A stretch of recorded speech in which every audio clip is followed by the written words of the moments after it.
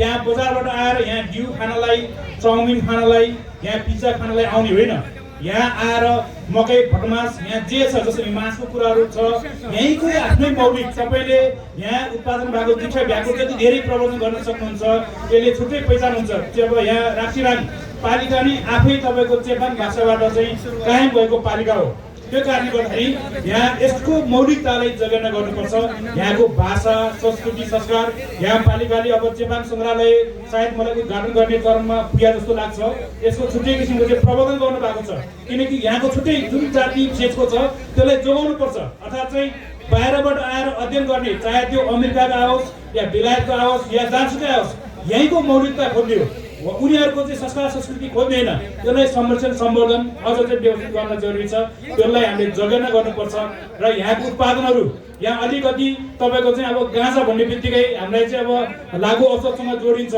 यहाँबाट उत्पादन हुने गाँजाको चाहिँ अब तपाईँको अचारहरू त्यो भाङको अचार कति मिठो हुन्छ, स्वास्थ्यवर्धक हुन्छ, त्यसबाट बन्ने कपडाहरू धेरै किसिमको छ। त्यसलाई सम्वर्धन गर्न सक्नुपर्छ।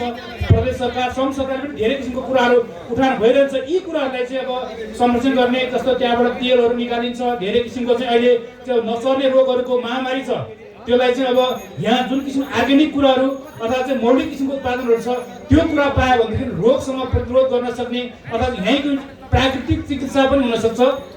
त्यो किसिमको सम्भावनाहरू रहेको छ किनकि यहाँको जडीबुटीहरू यहाँको चाहिँ मौलिक किसिमको चाहिँ अब यहाँको पानीहरू कति स्वच्छता छ त्यसलाई तपाईँको चाहिँ यहाँको चाहिँ अब जसरी रोगबाट पीडित भएको सहरका अर्थात् चाहिँ बाहिरका चाहिँ आधुनिक परिवेशको चाहिँ अब जनसमुदायले त्यो पाउँदाखेरि यहाँले बजार पाउने कुरा एउटा छ भनेदेखि यसको छुट्टै किसिमले विकास हुने कुरा पनि त्यो कारणले गर्दाखेरि यहाँको कृषि पर्यटन अर्थात् चाहिँ यहाँको मौलिक पाटोलाई पनि ध्यान दिने सवालमा पालिकाले ध्यान दिने। प्रदेश सरकारले त्यो किसिमको यहाँको चिउरी चमेरो र चाहिँ महको कुरा यहाँ धेरै किसिमको चाहिँ महत्त्व कुरा छ।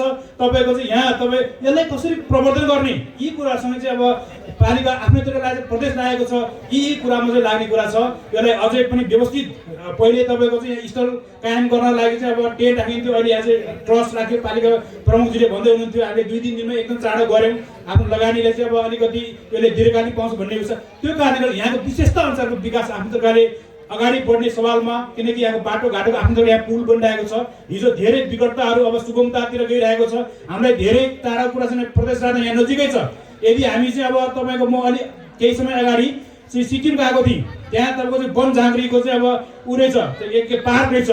यहाँको आफ्नै किसिमको मौलिकतामा चाहिँ विकास गर्दाखेरि पनि पर्यटन तान्न सक्ने सम्भावनाहरू छ किनकि यहाँ विकास गर्नलाई तपाईँको धेरै बाटोहरू खुल्ने अथवा यहीँ तपाईँको चाहिँ बजारीकरण हुने अत्याधुनिक चाहिँ प्रविधिहरू आउने सम्भावनाहरू अलिक प्रबल हुँदै गएको छ किनकि अहिले एआईको जमाना छ। त्यो कारणले गर्दै अहिलेको समसामयिक सन्दर्भमा हामीलाई चाहेको कुरा चाहिँ अब अहिलेको प्राप्त संविधानलाई रक्षा गर्ने पाटो महत्त्वपूर्ण छ।